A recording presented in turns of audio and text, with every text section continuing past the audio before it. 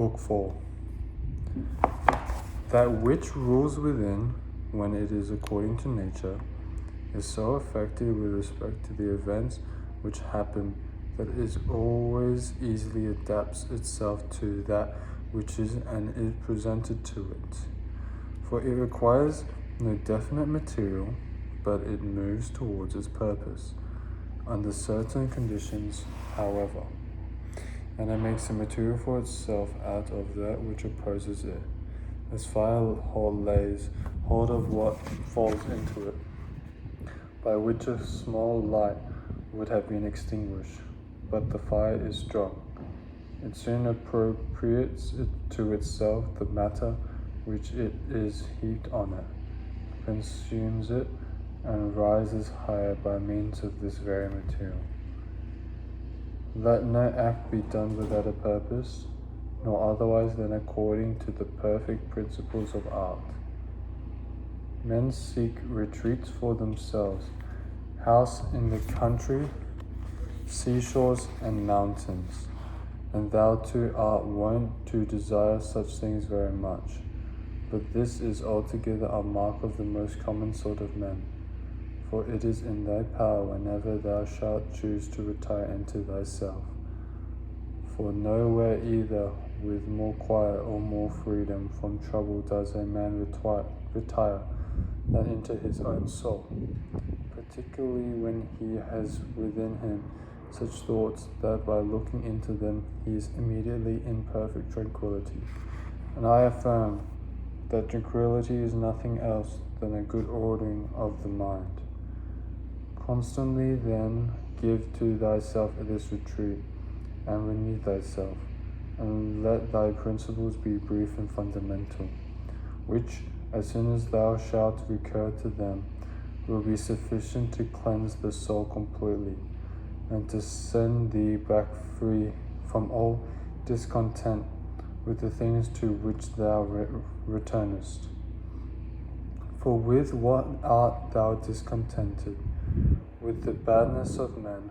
Recall to thy mind this conclusion, that rational animals exist for one another, and that to endure is a part of justice, and that men do wrong involuntarily, and consider how many already, after mutual enmity, suspicion, hatred, and fighting, have been stretched dead, reduced to ashes, and be quiet at least. But perhaps thou art dissatisfied with that which is designed to thee out of the universe. Recall to thy recollection this alternate. Either there is providence or atoms, fortuitous concurrence of things, or remember the arguments by which it has been proved that the world is a kind of political community, and be quiet at last. But perhaps corporeal things will still fasten upon thee. Consider then further, the mind mingles not the breaths, whether moving gently or violently, when it has once drawn itself apart and discovered its own power. And think also of all that thou hast heard and assented to about pain and pleasure, and be quiet at last. But perhaps the desire of the thing called fame will torment thee. See how soon everything is forgotten, and look at the chaos of infinite time on each side of the present, and the emptiness of applause, and the changeable and want of judgment in those who pretend to give praise, and the narrowness of the space within, which is circumscribed, and be quiet at last. The whole earth is a point, and how small a nook in it is this thy dwelling, and how few are there in it, and what kind of people are they who will praise thee. This then remains. Remember to retire into this little territory of thy own, and above all, do not distract or strain thyself, but be free.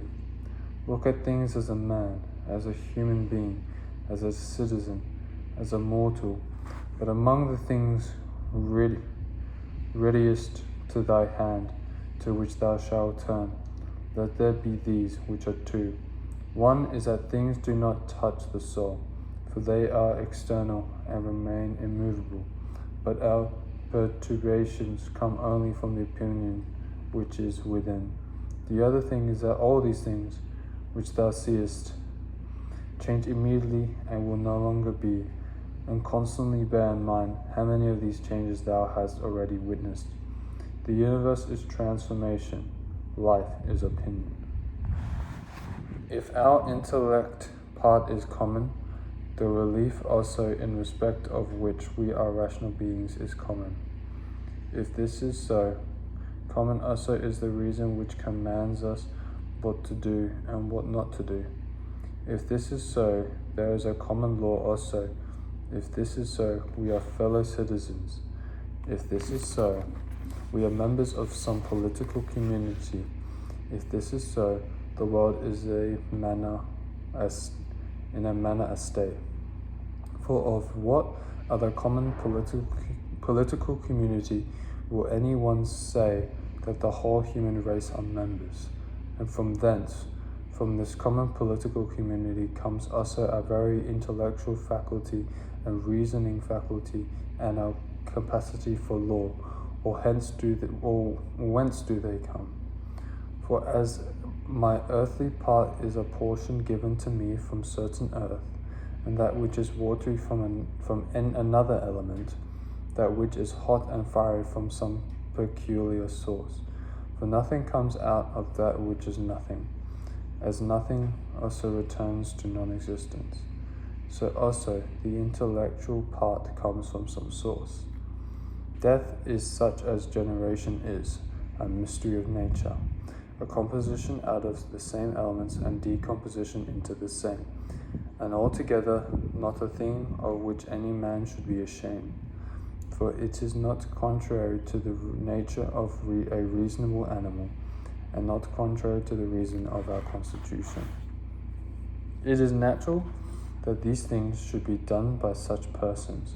It is a matter of necessity. And if a man will not have it so, he will not allow the fig tree to have juice. But by all means bear this in mind, that within a very short time both thou and he will be dead, and soon not even your names will be left behind. Take away thy opinion, and then there is taken away the compliment I have been harmed.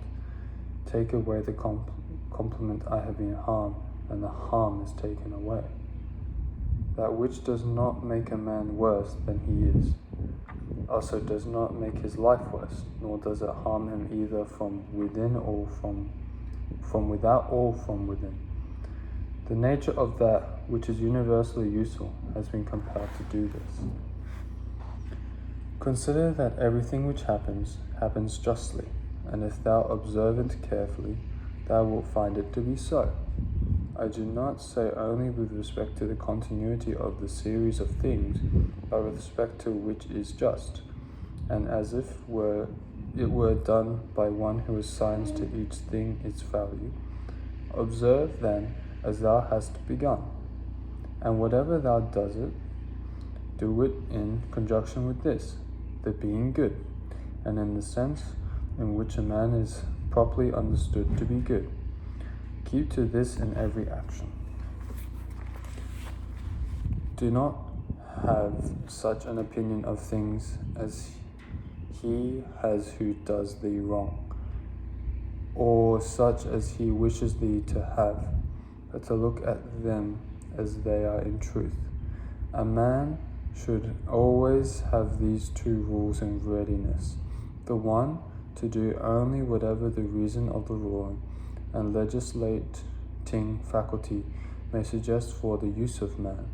The other, to change thy opinion, if there is any one at hand who sets thee right, and moves thee from any opinion, but this change of opinion may proceed only from a certain persuasion, as of what is just or of common advantage, and the like, not because it appears present or being brings reputation.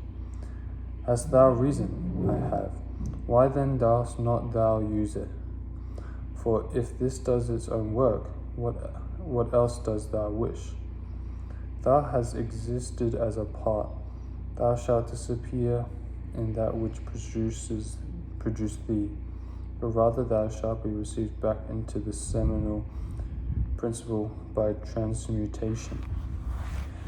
Many grains of frankincense on the same altar, one falls before, another falls after, but it makes no sense. Within 10 days thou wilt seem a god to those to whom thou art now a beast and an ape, if thou return to thy principles and worships of reason. Do not act as if thou wert going to live 10,000 years. Death hangs over thee. While thou livest, while it is in thy power, be good. How much trouble he avoids who does not look to see what his neighbor says or does or thinks, but only to do what he does for himself. That it may be just and pure. Or as Agathon says, look not round at the depraved morals of others, but run straight along the line without deviating from it. He who has a vehement desire for Perthomas' fame does not consider that every one of theirs who remember him will himself also die very soon. Then again, also they who have succeeded in them until the whole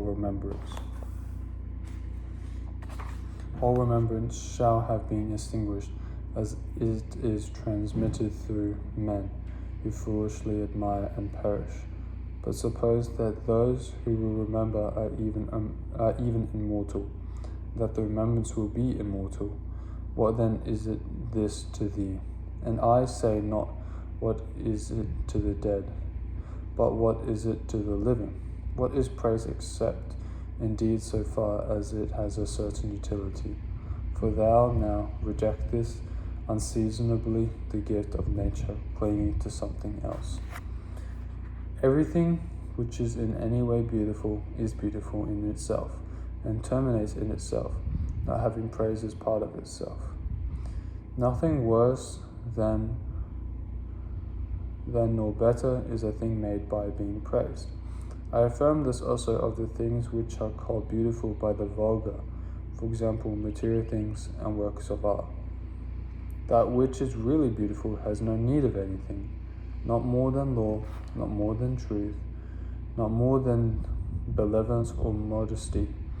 Which of these things is beautiful because it is praised, or spoiled by being blamed? Is such a thing as an emerald made worse than it was, or if it was not praised? Or gold, ivory, purple, a lyre, a little knife, a flower, a shrub? If souls continue to exist, why does the air contain them for eternity? But how does the earth contain the bodies of those who have been buried for time so remote? For as here the mutation of these bodies after a certain continuance, whatever it may be, and the dissolution make room for other dead bodies, so the souls which are removed into the air after subsisting them for some time are transmuted and diffused, and assume a fiery nature by being received into the seminal intelligence of the universe, and in this way make room for the fresh souls which come to dwell there. And this is the answer which a man might give on the hypothesis of souls continuing to exist.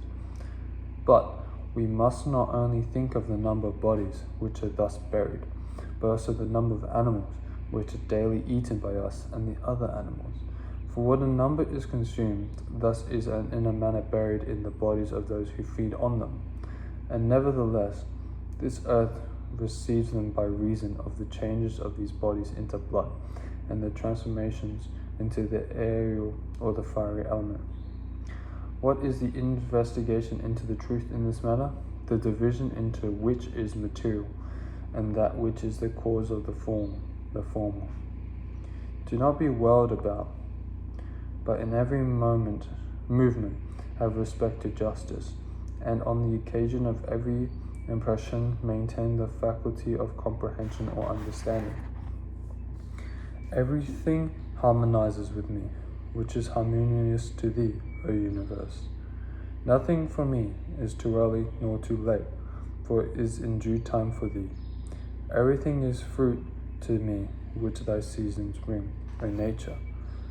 For thee are all things, in thee are all things, to thee all things return.